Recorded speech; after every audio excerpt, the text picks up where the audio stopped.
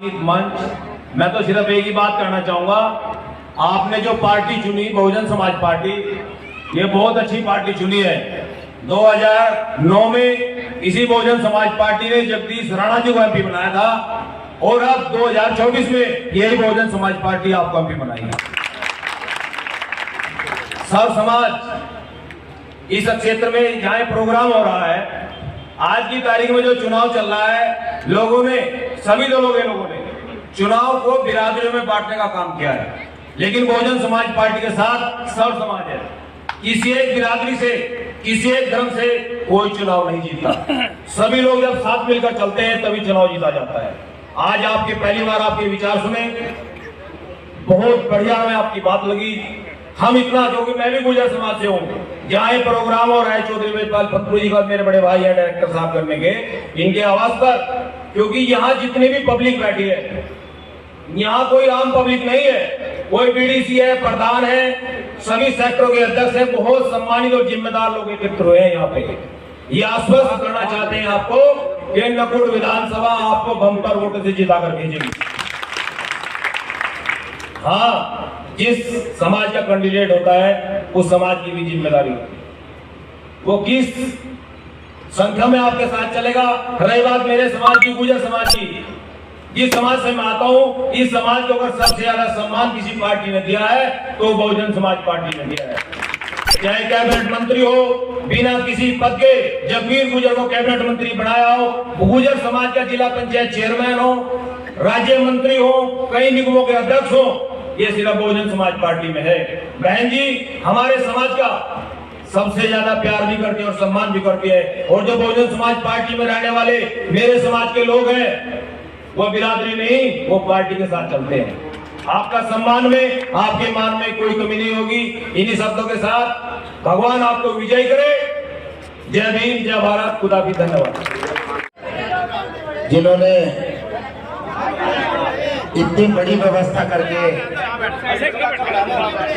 इस कार्यक्रम को सफल आयोजन की तरफ बढ़ाने में सहयोग किया है, उनका प्लस बाहर से आए हुए अतिथिगण और फनपुरी की जो इतनी भारी तादाद में आप लोग पहुंचे हैं यहाँ पे, मैं हृदय की गहराइयों से आप सभी का हार्दिक अभिनंदन करता हूँ।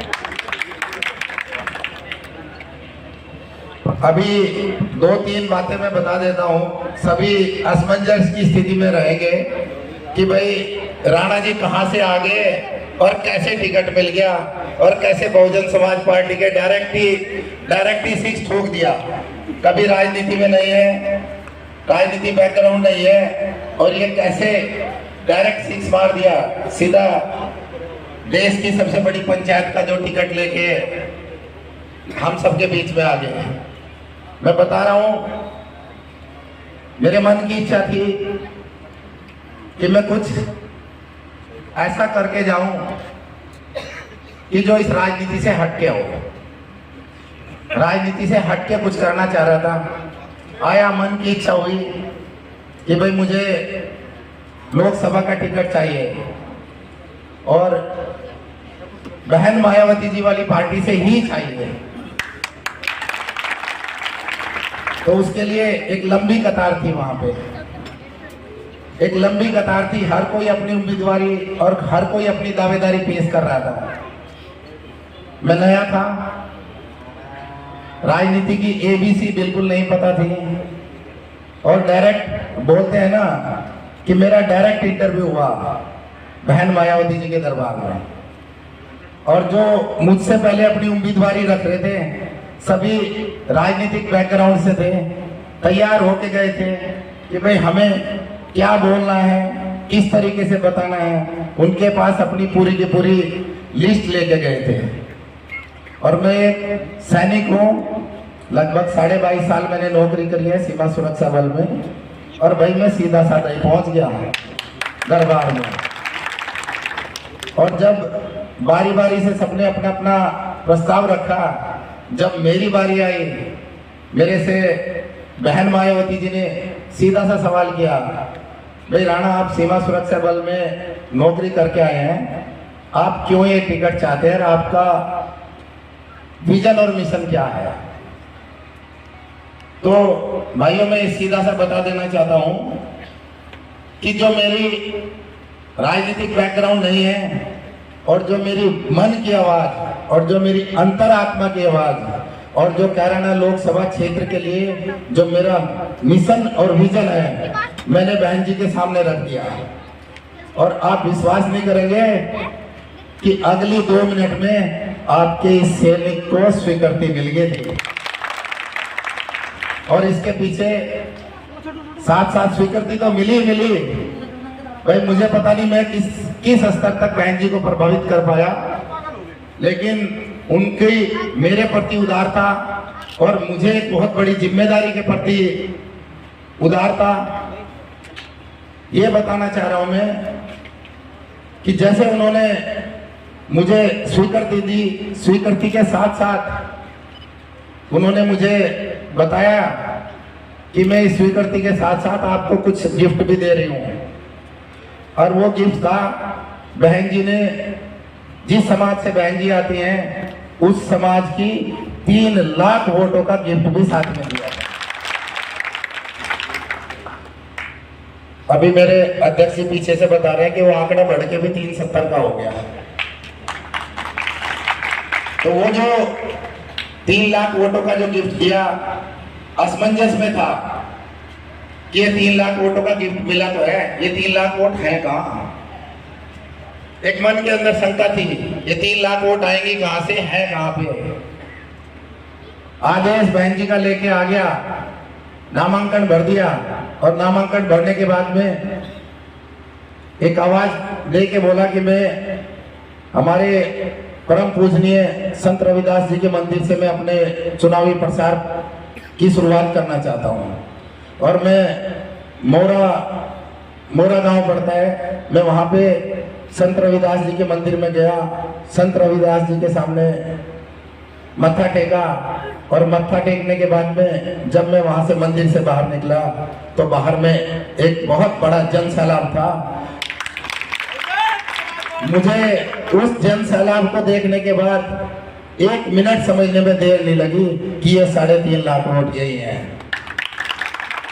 और इनके इस 3.5 लाख वोटों के पीछे बहन जी ने अपना संघर्ष, जो 35 साल का संघर्ष, जो उन्होंने इस पार्टी को संगठित करने में, इस पार्टी को व्यवस्थित करने में, इस पार्टी को मजबूत करने में, और जिस तरीके से गली गली, घर घर, कस्बा कस्बा, गांव गांव जाके बहन जी ने इस पार्टी को संगठित किया है, तो उन्होंने सीधे सीधे बिल्कुल बोल के बताया कि जिस तरीके से मैंने पार्टी को संगठित किया है, और मैं आपको यहां से आश्वस्त करके भेज रही हूं कि ये जो 3.5 लाख वोट हैं वो मेरी लाज भी रखेंगे और मेरी बात भी रखेंगे। और इसमें कोई दो राय नहीं है। जब से चुनावी अभियान शुरू हुआ है, जिस तरीके का जन सैलाब और जिस तरीके की लहर बहन मायावती जी के नेतृत्व में इस बार देखने को मिल रही है, वो मेरे भाइयों सन 2007 की पुनरावृत्ति हो रही है इस बार। जिस तरीके से एक बहुजन की पार्टी, बहुजन बोले तो सर्व समाज की पार्टी, बहुजन समाज पार्टी सर्व समाज की पार्टी है, और जिस तरीके से संगठन को शक्ति मिल रही है, जिस तरीके से जन सैलाब उमड़ रहा है बहन मायावती जी के नेतृत्व में, तो मैं निश्चित रूप से आप सभी के माध्यम से बहन मायावती जी तक ये संदेश देना चाहता हूं, बहन जी, अगर आपने इस सैनिक के ऊपर में, इस पूर्व सैनिक को इतनी बड़ी जिम्मेदारी दी है, और मैं इस सर्व समाज को साथ लेके आपको यहां से आश्वस्त करके जा रहा हूं कि सांसदी आपके चरणों में लगा है। और नामांकन भरने के बाद में मैं थोड़ा सा भी विरोधियों के बारे में भी थोड़ा सा बोल दूं तो थोड़ा बढ़िया लगेगा।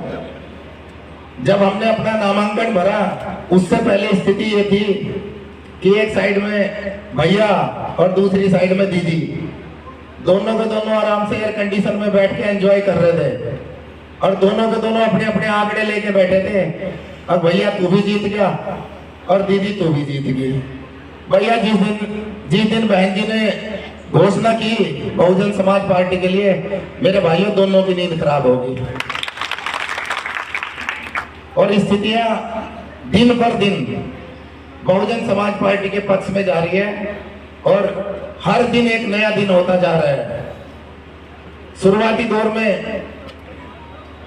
एक संघर्ष का दौर था और जैसे जैसे दिन गुजरते चले गए, मेहनत अपना रंग लाना शुरू कर दिया मेहनत ने। और आज स्थिति इस तरीके की है साथियों कि आज बहुजन समाज पार्टी को लोग जो वर्तमान में जो सरकार चल रही है ना, हम जिस भी काम को लेके जा रहे हैं, अभी मेरे साथी भाइयों को थोड़ी सी चिंता हो रही होगी जो आयोजनकर्ता को, आयोजकों को, कि समय 8 बज गए, 8 बज गए, लेकिन मैं बोल के चलता हूँ मेरे साथियों कि चिंता की कोई बात नहीं है। हम अगर हैं तो चिंता करने की जरूरत ही नहीं है। इस मुहिम को जिस तरीके से हम लेके चल रहे हैं, जिस तरीके से सर्व समाज लेके चल रहा है, मैं निश्चित रूप से दावे के साथ कह सकता हूं कि इस बार पश्चिमी उत्तर प्रदेश से भारतीय जनता पार्टी के हाथ से सहारनपुर भी गई, कैराना भी गई, मुजफ्फरनगर भी गई, बिजनौर भी गई, गाजियाबाद भी गई। और जिस तरीके का जन सैलाब और जिस तरीके का सर्व समाज की, मैं केवल एक समाज की बात नहीं करता, मैं ठाकुर समाज से आता हूं, मैं मेरे समाज को भी साथ लेके चल रहा हूं, मेरे साथ में गुर्जर समुदाय, मेरे साथ में बहुत बड़ा जन सैलाब बैठा है, मैं सभी समाज की बात कर रहा हूं। ये सर्व समाज की पार्टी है, बहुजन समाज पार्टी। और जिस तरीके से ये 2024 को आगे लेके जा रही है, मैं निश्चित रूप से कह रहा हूं कि कैराना लोकसभा तो निश्चित रूप से आपकी होगी।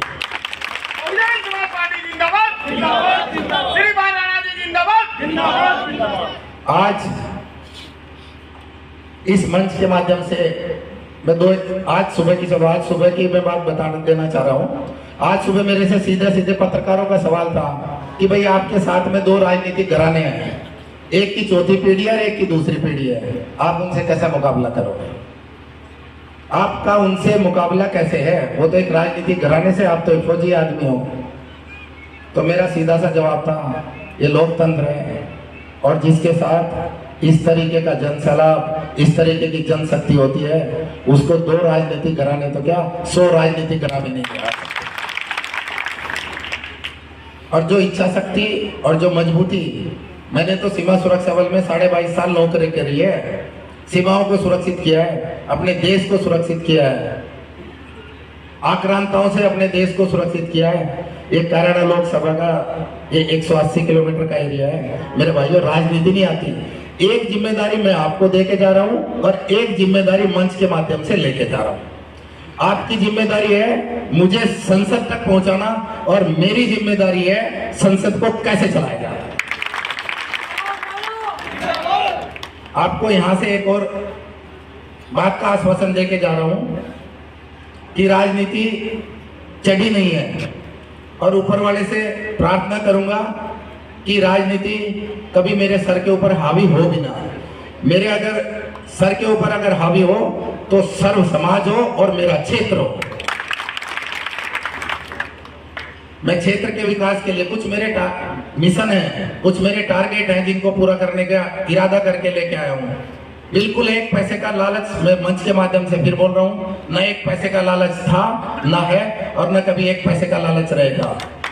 अगर संसद से आपके क्षेत्र के लिए अगर 10 रुपए संसद से अगर सैंक्शन हुए तो वो 10 रुपए आपके दरवाजे तक पहुंचेंगे, यह आश्वासन देके जा रहा हूं। बस और ज्यादा तो मैं कुछ नहीं कहूंगा, समय की पाबंदी है कुछ थोड़ी सी। इन्हीं शब्दों के साथ मैं अपनी वाणी को विराम देना चाहूंगा।